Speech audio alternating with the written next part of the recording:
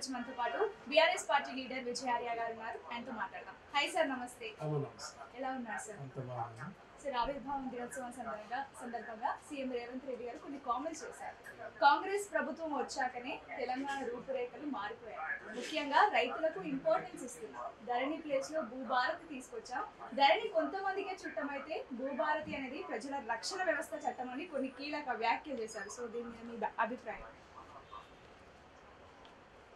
అయితే ముందుగా తెలంగాణ ప్రజానికానికి అలాగే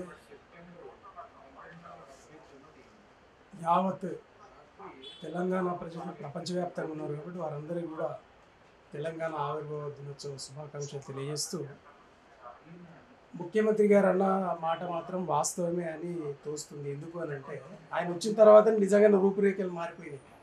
మంచిగా ఉన్న తెలంగాణ, బ్రహ్మాండంగా ఎదుగుతున్నటువంటి తెలంగాణ ఈరోజు చెట్టుకు నీళ్లు పోయకపోతే ఎట్లా ఎండిపోతుందో ఆ విధంగా కూలరిల్లుతో ఉన్న తెలంగాణ. ఆయన అన్నమాట వాస్తవం, రూపురేఖలు మారినాయి వాస్తవం. ఈరోజు నిరుద్యోగ యువత ఏడుస్తూ ఉన్నది. ఆయన అన్నమాట వాస్తవమే. ఎందుకు రూపురేఖలు మారుతూ ఉన్నాయి. అలాగే మహిళలు ఏడుస్తూ ఉన్నారు.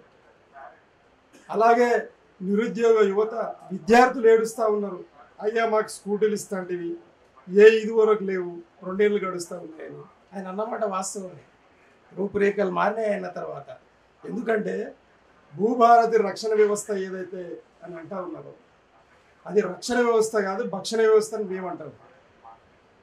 ఎందుకు అనంటే ఈరోజు ధరణిలో అవినీతికి ఆస్కారం లేకుండా ధరణి ఉండేది.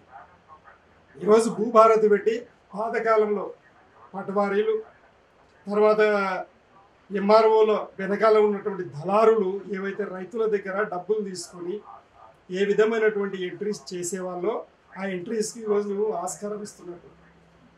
కాబట్టి రెవెన్యూ డిపార్ట్మెంట్లో జరుగుతున్నటువంటి అవినీతిని అరికట్టడానికి కేసీఆర్ గారు బ్రహ్మాండమైనటువంటి మరి ఆన్లైన్ వ్యవస్థను, ధరణి వ్యవస్థను ప్రవేశపెట్టారు.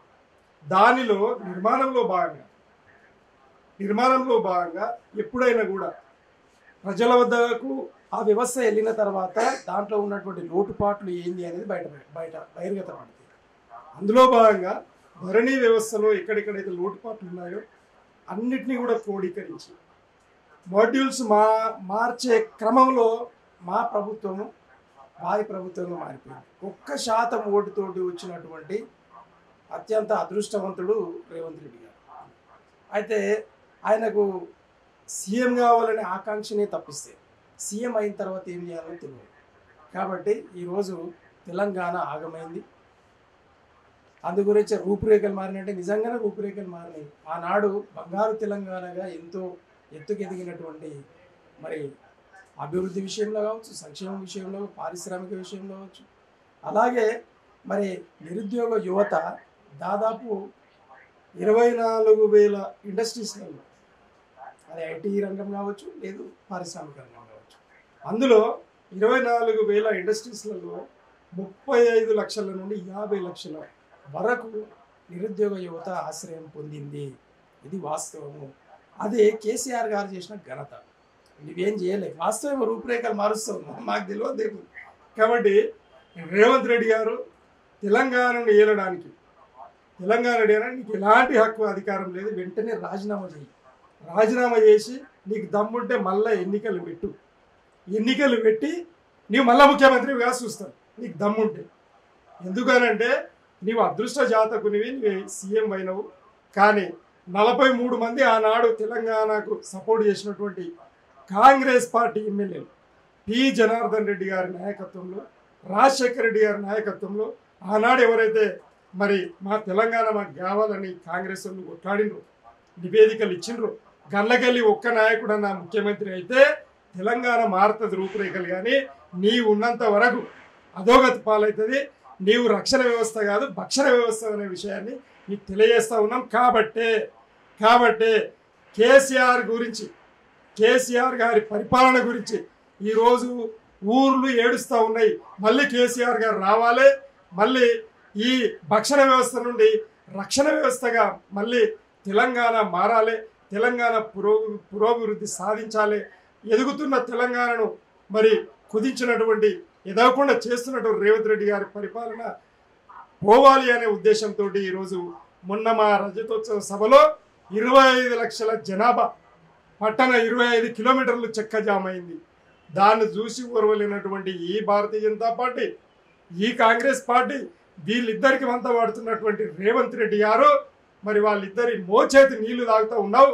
ఈరోజు మోదీ ఏం చెప్తే గర్జేస్తావు, ఈరోజు చంద్రబాబు నాయుడు ఏం చెప్తే గర్జేస్తావు. ఈరోజు మన గోదావరి జలాలు మరి ఎక్కడ ఎలాంటి అనుమతి లేకుండా బనకచర్ల ప్రాజెక్ట్ ఆడ 80,000 కోట్లతోటి కడతా ఉంటే మరి 80,000 కోట్లు మరి మాకు పాలమూరుకు జాతీయ ప్రాజెక్టు చేయవా అని మొరబెట్టుకుంటే మాకు చేయవు. కాళేశ్వరం ప్రాజెక్టును జాతీయ ప్రాజెక్టును మొరబెట్టుకుంటే నువ్వు చేయవు.